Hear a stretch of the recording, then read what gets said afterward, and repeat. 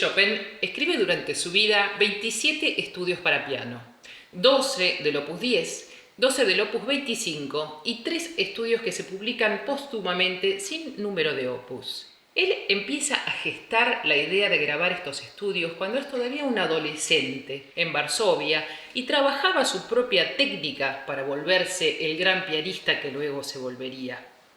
Pero es recién cuando está exiliado en París, ya a sus 20 años, que el opus 10 ve la luz y él se lo dedica a su querido amigo Franz Liszt. Es una época en la que el piano también estaba evolucionando, por lo cual ya era capaz de hacer frente a desafíos tanto técnicos como expresivos. También aparecen las distintas escuelas, la escuela más virtuosística, la escuela de la bravura a la que adhería Franz Liszt, y también una escuela que trabajaba y hacía hincapié en la sensibilidad de cada nota, que era la escuela de Frédéric Chopin. De los innumerables estudios que todos los pianistas tuvimos que trabajar, y trabajamos con mucho gusto, por cierto, en nuestros comienzos, estos estudios marcan un antes y un después. Son, por supuesto, desafíos técnicos y cada uno de los estudios se ocupa de una dificultad técnica diferente. Pero Chopin en estos estudios nos muestra con un mensaje muy profundo que la técnica está siempre al servicio de la música.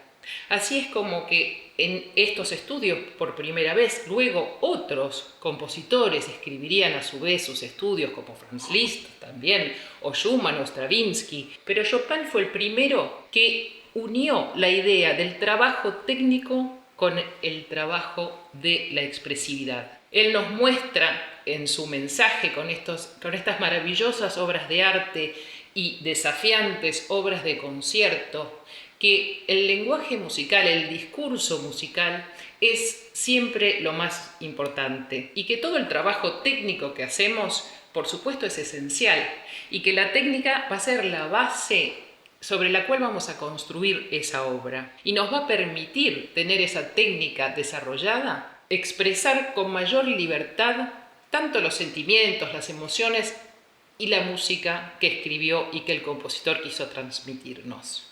Este estudio, opus 10, número 4, es por cierto un estudio virtuosístico, pero también es muy interesante cuando lo trabajamos de individualizar cada uno de los toques que utilizamos en el piano. No se pierdan el próximo video en el cual les voy a hablar de estos toques que nos van a servir tanto para este estudio como para tantas otras obras.